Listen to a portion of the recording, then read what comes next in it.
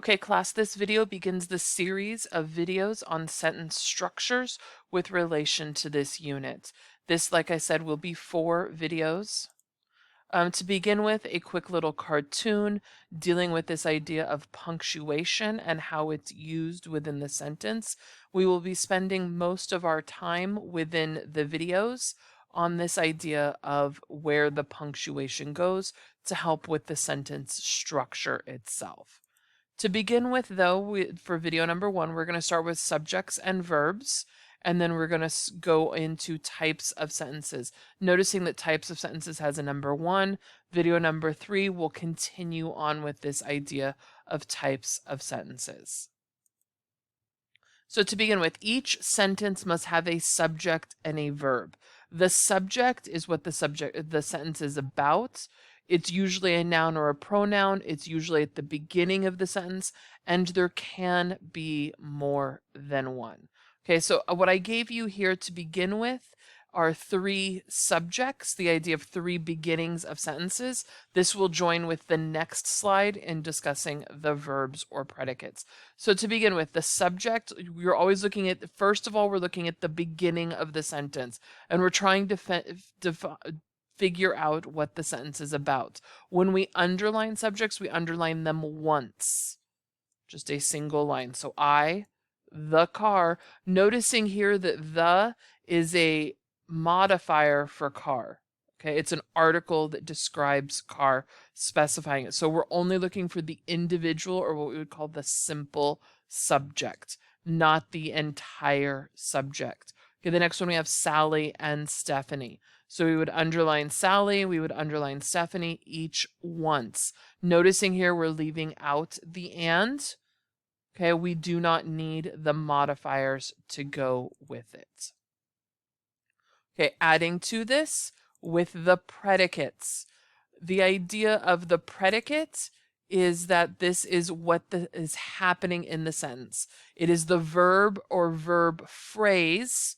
Okay, noticing verb phrase is the key here. A verb phrase is 2 or 3 verbs strung together. It's a main verb with helping verbs. Should, have, been. Should and have are the helping verbs that go with been. The entire verb phrase gets underlined, not just the main verb, because the main verb needs the helping verbs to have the whole aspect. Okay, and again, there can be more than one. So we're looking at the same sentences, adding in the, looking at the same beginnings, noticing that the subjects are still underlined. Verbs get underlined twice so that we can notate the difference between the subject and the verb. So ran is our verb. It's the idea of what is happening. The person that this is about, this is what they are doing. So it goes with the what is happening. The car drove on its own. Noticing here, the car did what? It drove. Okay, this part, the on its own, is not used as part of the predicate because the predicate is only the actual verb itself. Okay, Sally and Stephanie jogged and swam at practice. What did they do? They jogged and they swam. Okay, noticing again here, we're not underlining the and or the at practice. Those are modifiers added to the idea of jogged and swam. Okay, so that's subject and predicate, or subject and verb, same aspect. Each sentence that we use or look at has to have all of it. Okay, I'm erasing so I can go on to the next slide. Okay, types of sentences. When we look here at these types of sentences, we have 4 main types, and hopefully this is review from middle school and elementary, but just this idea of being able to bring in this idea so that you understand this. So we have declarative, exclamatory, interrogative, and imperative. A declarative sentence tells something. It's the most commonly used sentence. It uses a period. So it just declares information. The example here, the Declaration of Independence, told that we would be a free country. Okay, the idea of it's just declaring or just telling us information. Exclamatory uses an exclamation point, noticing the exclamation point here, and this shows strong feeling. Okay, it shows that the idea of that is amazing, and it has the exclamation mark there. Okay, so the exclamatory aspect would actually be this aspect of what is actually being said. Interrogative asks something, it asks a question. Okay, the idea here is that you're interrogating the subject about something. Okay, imperative is the idea of a please, it's a command, it's a request. Noticing here in the examples, put out the fire or make your bed, that the subjects are not there. In an imperative, the subject is implied as you, or the person that is being pointed at.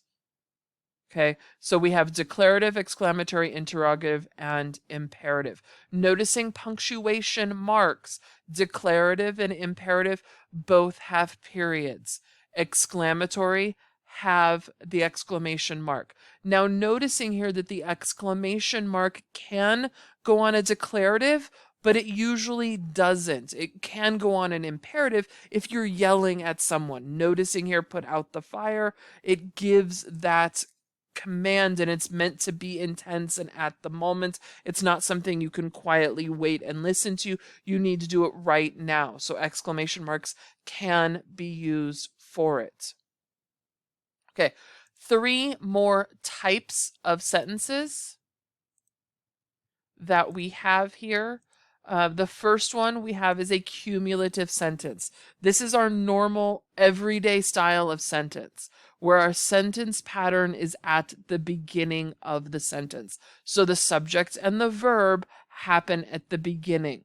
Okay, it allows for a smooth sentence and better images for the reader, because this is how we're used to reading. We read subject, verb, modifiers, subject, verb, modifiers. Okay, so that is our normal pattern. So the cumulative sentence is our normal pattern. So looking at the example here, the women is what our sentence is about. And what did they do? They moved through the streets as winged messengers, twirling around each other in slow motion, peeking inside homes and watching the easy sleep of men and women. Noticing here that after we get past the women moved, everything else is descriptors. There's no subjects, there's no verbs. Okay, there is one here, the idea of twirling, which can fit in here as well, but noticing twirling doesn't have a subject. Okay, it goes back to the idea of women. So it does still fit in this idea of the main concept is at the beginning of your sentence.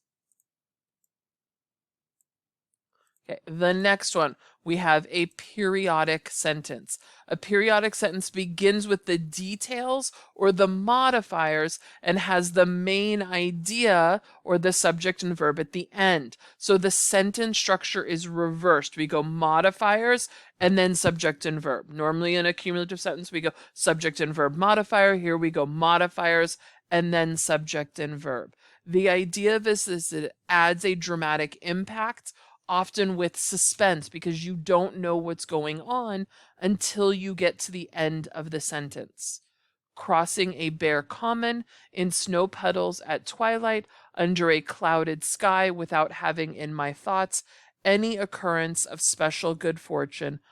We finally get to what the sentence is about, and have enjoyed a perfect exhilaration. Okay, you can start the sentence with this. I have enjoyed a perfect exhilaration, including crossing it and start up at the beginning. But the idea here is that Ralph Waldo Emerson wanted you to get the description or the imagery first before it came to the idea of what he was talking about. Also noticing the idea of what we call a prepositional phrase.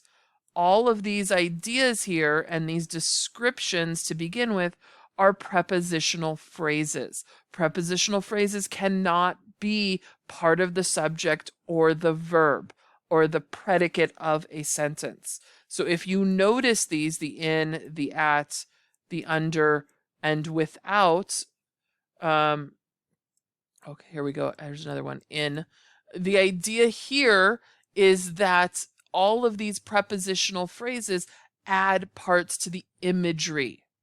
Okay, they don't give us information about who the sentence is about or the action that is taking place. That all comes at the end of the sentence. Okay, getting rid of my notes again. Okay, and the last slide for today is this idea of an inverted sentence. This is where the verb comes before the subject. Okay, normally again we go subject verb modifier. Here we go verb subject. Okay, modifiers can go anywhere in there, but this slows the reader down because it is more difficult to comprehend the inverted order. You got to think about it for a minute. So it keeps you in that slower pace trying to figure out what's actually going on in the sentence. Noticing here, this doesn't mean it's an exclamatory, or sorry, an imperative sentence, because it doesn't necessarily mean that the subject is missing or implied. It just means that the subject is later in the sentence itself. So if we're looking at this example, everywhere was the shadow of death. Now, noticing here, everywhere is not the noun. So we know that that is not what the sentence is about. Okay. The idea here is we have I'm forgetting my tools. Okay. So we have the was. This is what our sentence is, the action in our sentence. Now, the idea here is then trying to figure out what the subject is. What is the sentence about? Okay, the shadow of death. Of death is a prepositional phrase, so that can't be our subject. Okay, so then we know that our subject is shadow. You could also write this differently to help you figure out the idea of what the subject is. And you could go, the shadow of death was everywhere. Then it goes subject, verb, modifier. Here we have modifier, verb, subject. Okay, keeping that in mind. Okay, this is the end of video 1. Have a good day, and I will see you in class tomorrow.